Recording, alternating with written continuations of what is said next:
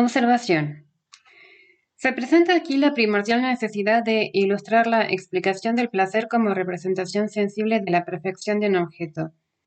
Según esta explicación, un juicio estético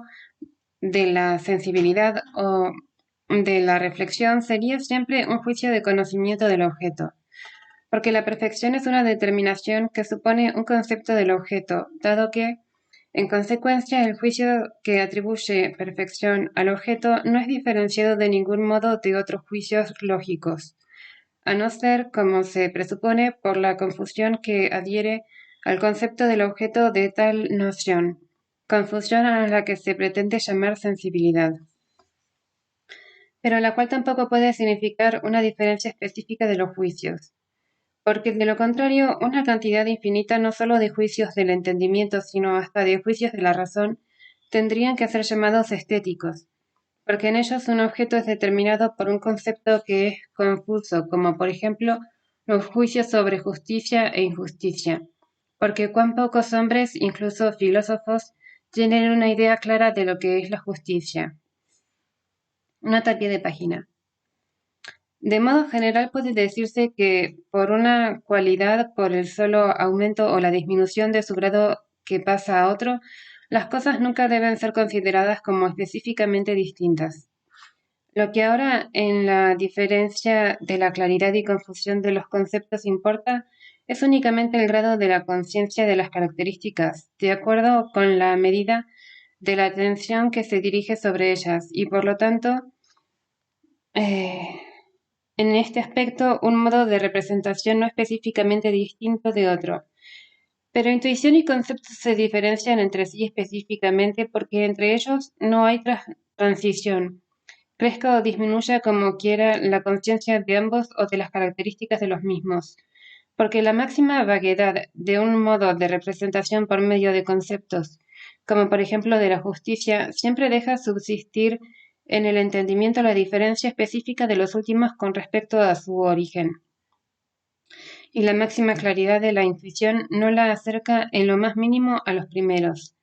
porque el último modo de representación reside en la sensibilidad. La claridad lógica se diferencia también enormemente de la estética, y esta última tiene lugar aun cuando no nos presentemos de ningún modo el objeto por medio de conceptos, es decir, no obstante que la representación como intuición es sensible. Fin de pie de página.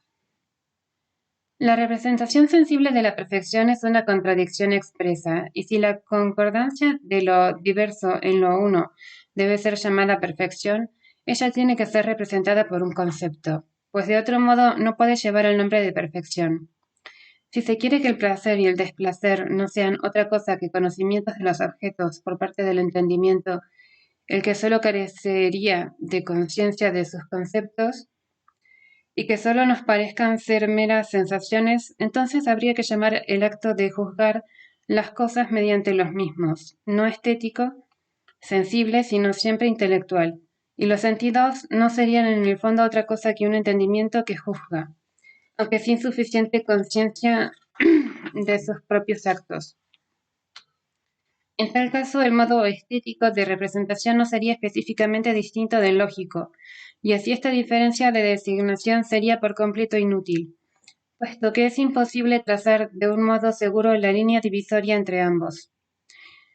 Esto sin mencionar nada de que este modo místico de representación de las cosas del mundo que no admite como sensible ninguna intuición que en general difiera de los conceptos, quedando entonces para el primer modo nada más que un entendimiento intuitivo. Hasta podría preguntarse, ¿no significa nuestro concepto de una finalidad de la naturaleza lo mismo que expresa el concepto de perfección, y no es, por tanto, la conciencia empírica de la finalidad subjetiva o el sentimiento de placer producido por ciertos objetos, la intuición sensible de una perfección, como algunos quieran ver explicado de un modo general el placer? Contexto.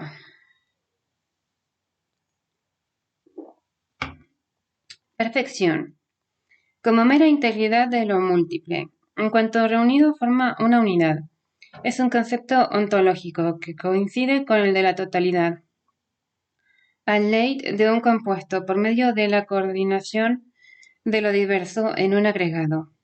o al mismo tiempo con el de la subordinación de la misma como principios y conclusiones en una serie, y que no tiene que ver lo más mínimo con el sentimiento sí, de placer y desplacer. La perfección de una cosa en la referencia de su diversidad a un concepto de la misma no es sólo formal, más si hablo de una perfección, de las cuales en una cosa puede haber muchas dentro del propio concepto de la misma,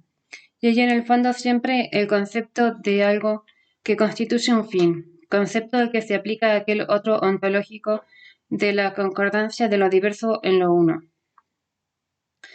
Pero este fin no tiene que ser siempre un fin práctico que supone o incluye un placer provocado por la existencia del objeto, sino que él puede pertenecer también a la técnica, y por lo tanto se refiere solo a la posibilidad de las cosas y es la legalidad en él de un enlace casual en sí de lo múltiple. Tomemos como ejemplo la finalidad que en un hexágono regular se piensa como necesaria en su posibilidad, aun siendo puramente casual que 6 líneas iguales se encuentren en un plano precisamente con ángulos iguales, porque este nexo legal presupone un concepto que, como principio, lo torna posible. Una finalidad objetiva de esta índole observada en cosas de la naturaleza, principalmente en seres organizados,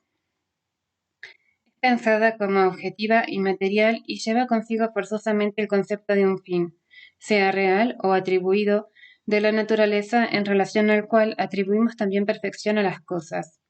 El juicio sobre aquella se llama teleológico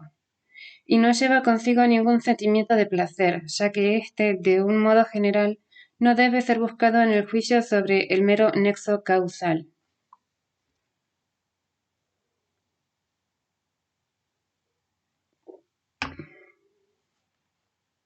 De modo general, pues, el concepto de la perfección como finalidad objetiva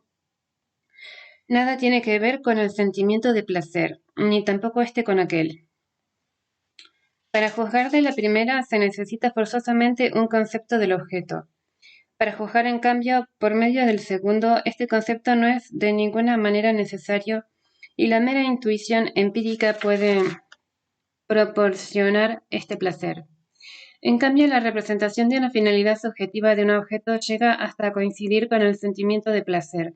sin que para ello sea necesario un concepto abstraído de una relación de finalidad. Y entre ambas conformidades a un fin hay un profundo abismo. Porque para saber si lo que es objetivamente conforme a un fin lo es también objetivamente, se necesita una investigación en la mayoría de los casos extensa, no solo por parte de la filosofía práctica, sino también de la técnica, sea de la naturaleza o del arte. Esto es, para descubrir perfección en una cosa se necesita razón. Para encontrar agrado se necesita mera sensibilidad. Para hallar en esta belleza no se necesita más que mera reflexión, sin ningún concepto sobre una representación dada.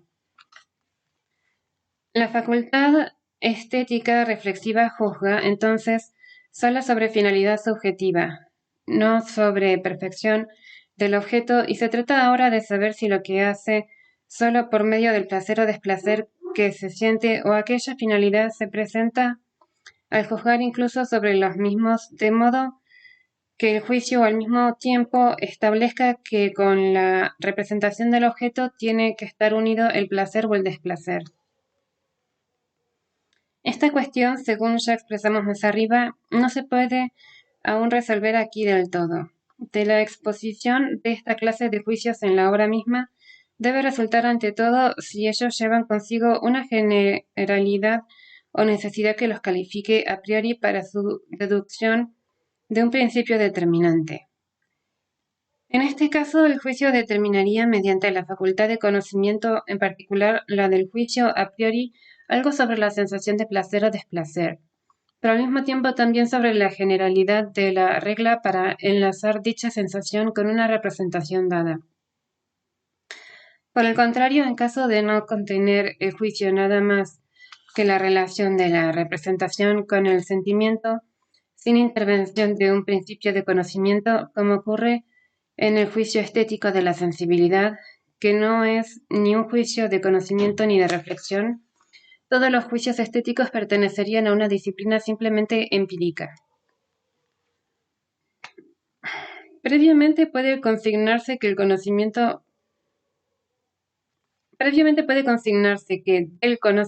no hay transición, por medio de conceptos de objetos al sentimiento de placer o desplacer, en cuanto a que ellos deben estar en relación con éste y que por lo tanto no se puede pretender determinar a priori el influjo que una representación dada ejerce sobre el espíritu, del mismo modo que antes en la crítica de la razón práctica observamos como una ley contenida y a priori en nuestros juicios morales que la representación de una legalidad universal del querer debía al mismo tiempo determinar la voluntad y por ello también despertar el sentimiento de respeto, pero no obstante sin poder deducir este sentimiento de conceptos. De igual modo, el juicio estético reflexivo, al ser analizado, nos presentará el concepto,